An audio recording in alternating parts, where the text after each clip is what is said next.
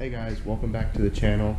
Last episode we were cutting out the old rusted tubing on the off-road go-kart project. Today we are going to be making the new tubing. I got it right here. This one's a little rusted, that's alright. We'll be cutting this end off most likely. We'll be cutting it, notching it. We're going to attempt to notch it with a bench press. If not, we'll go over across the street and use one of the mills. So let's get started.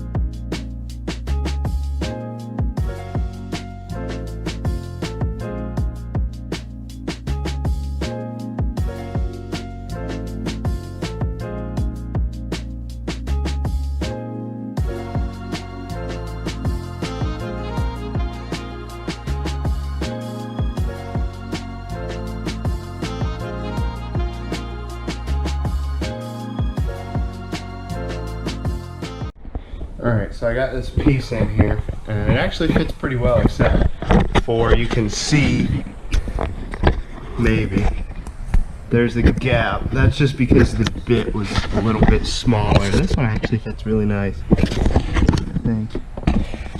So yeah, I'm gonna make an identical piece to it. It seems like it should work really well, so it fits right in where the old one went. This time though, I'm going across the street and I'm going to use the milling machine, try and make it a little easier. That wasn't clean. It's pretty messy. The cut didn't come out real nice, so we'll try it, see which one I like better. Alright, so I got both the bars made. You can see that one's notched. This is the one done on the mill, so it is very round. This is the one done on the drill press. It is not centered, but this actually worked out really well because it pushed this edge back about, I don't know, a 1/16 to an 1/8 of an inch. And if you look right here, there's this bracket that sits, let's go this side, that sits almost flush with the edge of this pipe here. So basically, it clears this perfectly. So I have to do the same thing for this side, because this side's the same way. The bracket is almost flush with the edge of the pipe. So let me grind that down and I'll show you what a test fit looks like. Alright, so the rails are installed. You can see back here. This is what I was talking about, how I had to clearance the gap between here and here. Looks like it fit pretty good. Same with over there. They fit nicely up front. Very, very nicely. Tight fit. Same with over there, and they're solid. Well, they move, but they're pretty solid. I haven't welded them in yet. Probably gonna weld them in tomorrow. That one's solid, other than the front. But yeah, so we're gonna be back tomorrow welding these bad boys in. So, see you tomorrow.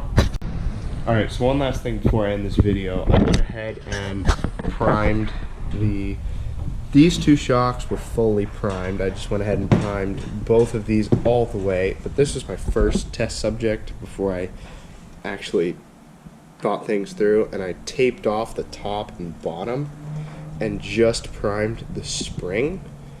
And I figured, well, I thought about it and went, well, I gotta prime the whole thing anyway, so I just did this. So this is what I'm gonna do to this one. It's done. And then I also went ahead and primed the wheels. These actually look really cool right now, but they're gonna look a whole lot cooler when they're done.